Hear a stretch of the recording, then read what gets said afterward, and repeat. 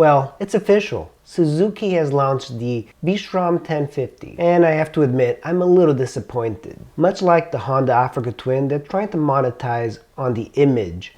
First, let's get this out of the way. The vstrom 1050 is really the 1000.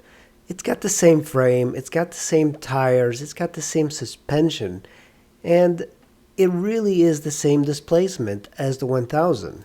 Suzuki had a hit on their hands with the 650. The 1000 was not a great bike. It was just simply too heavy, and no one really seemed to like it because you could do so much more with the 650 than you could with a 1000. I'm not trying to say that the 650, because I ride it, is perfect. It's not, and in my previous videos, I've talked to you guys about how it is not a perfect bike, and looks wise, I think Suzuki needs to get a new designer because their bikes do not look great.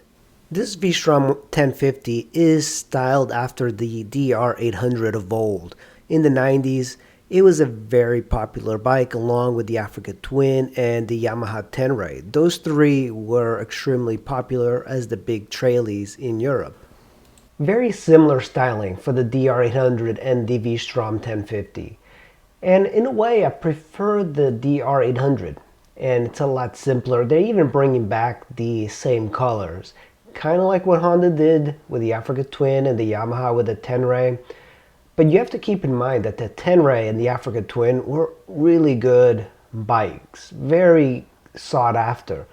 The DR800 was not sought after, mainly because it was kind of rare and it wasn't a great seller. But the Teneres and Africa Twins are very difficult to get nowadays because people want them and they keep them. If you're lucky enough to have a 90s Africa Twin, that bike appreciates in value quite a bit and holds its value over time. The Tenere follows a second, and the DR800, I just couldn't find it anywhere. But I do own a 1995 Africa Twin that's very sought after, and then everywhere I go, people want to buy it, which is kind of odd. The one thing I like about the vstrom 1050 is that singular headlight. It does echo the DR800, but I feel the limiting factor here is going to be the weight, because this thing is essentially the 1000, but just wearing different clothes. It weighs about the same as the 1000. It's got a whole lot more technology, which for a guy like me, I don't really care too much about all the technology. It is nice to have all the creature comforts that comes with the technology, like cruise control and ABS that's got 2 selections.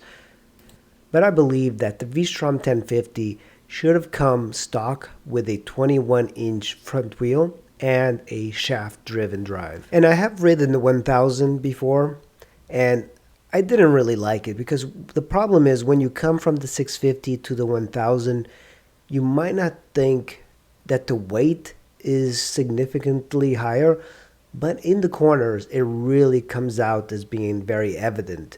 So a 650 vstrom does everything that people want these bikes to do. They'll ride across the United States or any continent and have no issues. The 1000 is just much more bike, and you don't necessarily get more for your money. Let's hope that this bike is going to be a success, but I think it's just going to flop like the 1000cc version of the vstrom did.